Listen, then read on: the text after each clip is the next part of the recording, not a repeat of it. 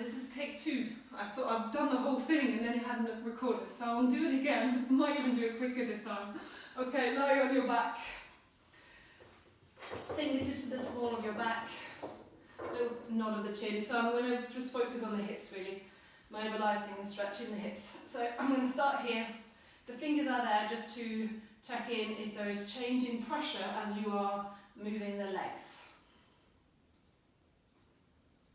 So these little short videos are videos you can do anytime. You don't necessarily need to warm up for them or anything. You don't need to get changed. Just do it in whatever clothes you're wearing anyway.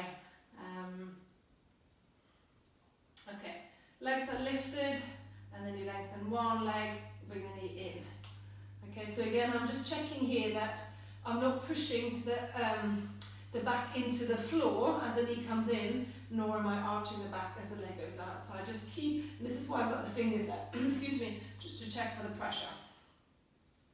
Okay, same on the other side.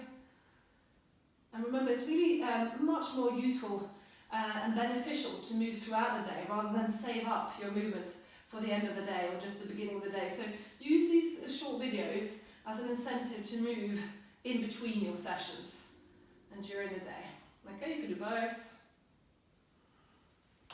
So this is a great place to practice your squat, yeah, without adding any of the weight and worrying about the flexibility and mobility of your feet and ankles. Okay, so I'm really working here on this hip hinge.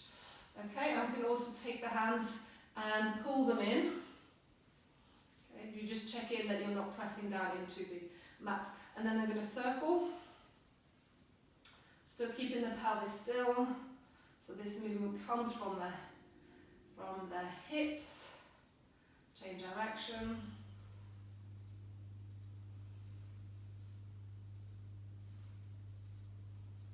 And then just a quick stretch. And then the other side. Okay, bring the knees in. Turn around onto your front. And then this is the kind of the second best option to practice in your squat or your deep hip hinge without too much weight. But there is a little bit more going on now because you're involving your shoulders as well. Okay, so the aim is here still to have a flat back. If you've got your broom, you could put that on your back. So try not to round the lower back or tuck the tail as you come back. Okay. Also, of course, you don't want the head to drop there. If you do, you really feel the difference here. It doesn't feel great on the neck or the shoulders. Okay. A little bit more strength required. You float the knees off the floor and you go backwards and forwards. This is great for trunk strength as well, for strengthening your abdominals all around the middle. You don't have to go that far forwards if your wrist won't allow it. And then here you can come down. And actually, if you keep the toes tucked, you can walk back, lift the knees, and then see if you can find a place here with your back is straight. If you can do it with the heels on the ground, then you can do that, or the heels lifted. Stay here, breathe in, and then breathe out, push the floor away. Okay. Now, I'm coming to the floor. If you've got a broom, you can use it, it doesn't really matter. Probably don't need it. I'll do it without. Okay. Foot on the floor, right foot on the floor. Wall even, wall. And the other one is about a foot further forwards.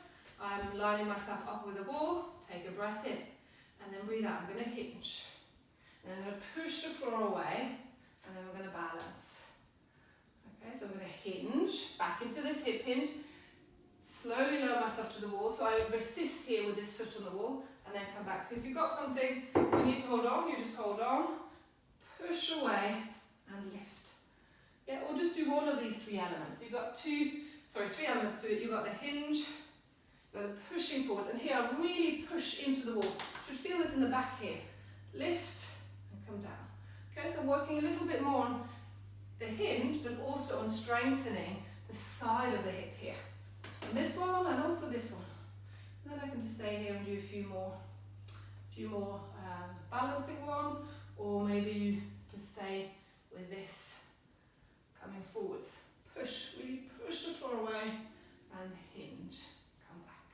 Okay, so you've got a few variations there that you can do.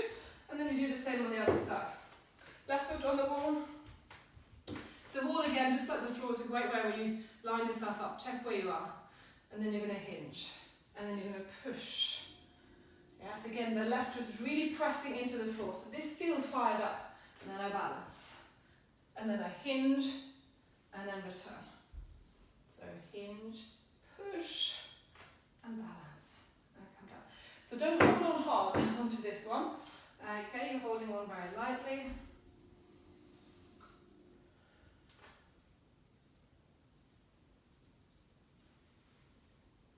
And then again, we can add a few more balance here.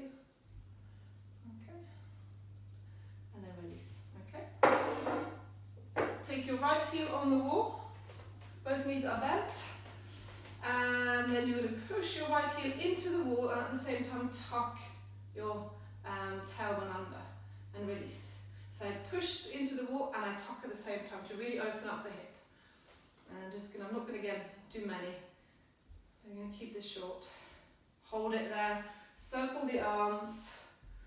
Okay, bending if your shoulders need to. I'm going to bend because I run out of room here in the corner.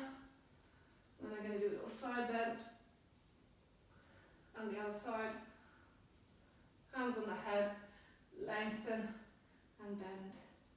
Lengthen, relaxing the shoulders. Last one. And release. Shake it out. Same on the other side. Left heel on the wall. Right leg forwards. And then I'm going to push into the wall and tuck. So nothing else moves. I'm not coming up or down. I'm not leaning forwards. I'm just staying here. And I'm just moving the pelvis. So I'm flattening the lower back and then releasing. But really push actively into the wall. Hold and circle.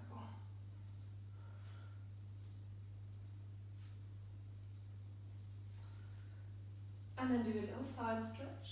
Ooh. Ooh. And side stretch. Hands on your head and lengthen and bend. Easy shoulders. And last one. Okay. Come off away from the wall, shake out. And then just see if you can put all that together into a squat then. So can you bend your knees and hinge? So really long back, easy shoulders. If you've got something heavy to hold on to it. That's going to help with the counterweight of your bum going backwards. You can go deeper. You can add a split squat if you want, where one leg is in front of the other. Same on the other side. Okay. Well worth practicing some sort of squat every day. Okay. And there we go. Hopefully that has recorded this time.